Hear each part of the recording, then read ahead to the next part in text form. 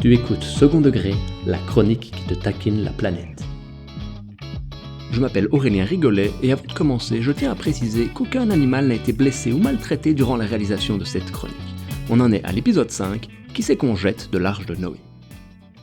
Salut à toi, heureux de te retrouver. Aujourd'hui, je te parle de la biodiversité. Tu sais, les fleurs, les animaux. Je te parle de ça parce que l'an passé, un rapport de l'ONU nous annonçait qu'1 million d'espèces sont menacées d'extinction. C'est dramatique parce que on n'est pas dans un c'est pas sorcier, mais pour faire simple, si on bousille la biodiversité, c'est la merde. C'est vraiment terrible, mais moi, il y a un truc que je ne comprends pas. Parmi le million d'espèces menacées, pourquoi est-ce qu'on persévère à tenter de sauver le panda ?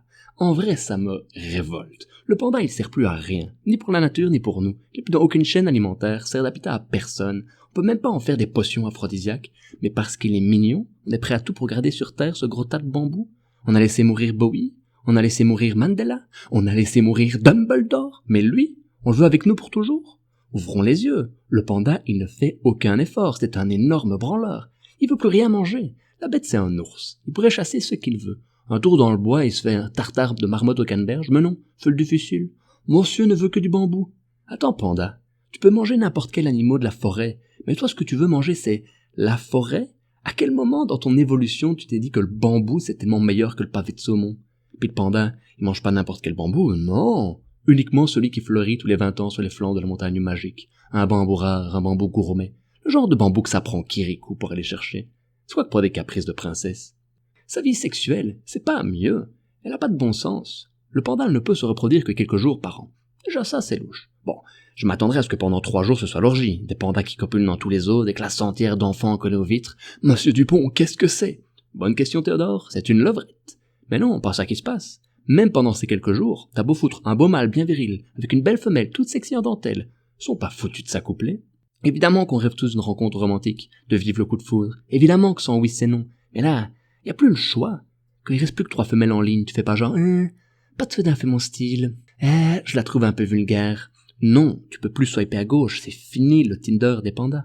Ah non, ils ont plus aucune libido, hein. Mais alors, pour tenter de les exciter, les scientifiques sont rendus à réaliser du porno pour pandas. No joke, je te laisse imaginer. Tombée du jour, musique chinoise qui fait guiling guiling, une pesante tension sexuelle dans une forêt de bambou. 2 gros pandas qui s'échangent des regards cochons, puis un coït bestial, plein de râles gémissements, avec des beaux gros plans sur la femelle qui se mord les lèvres, le mâle qui la fesse, et, en bon porno qui se respecte, un final en bambou caqué. Sérieusement, les scientifiques sont pas foutus de trouver un vaccin contre le corona, mais trouvent du temps pour aller réaliser du porno pour ces gros ingrats de pandas. Et tout ça pourquoi? Parce qu'on le trouve cute. C'est quoi pour un argument de merde? Est-ce que les sans-abri sont à la rue parce qu'ils ne sont pas assez mignons?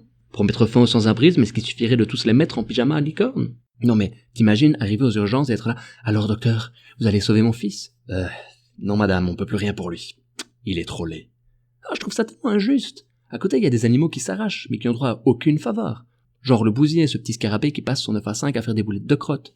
Parce que les animaux, ils chient n'importe où. Ils se soucient pas une seconde d'où ça tombe, de qui ramasse. Mais le bousier, il est toujours là. Il passe après. Il nettoie le champ, crotte par crotte. Il les emmène dans le bac à compost. Mais parce qu'il est laid, tout le monde s'en fout. Pas un merci.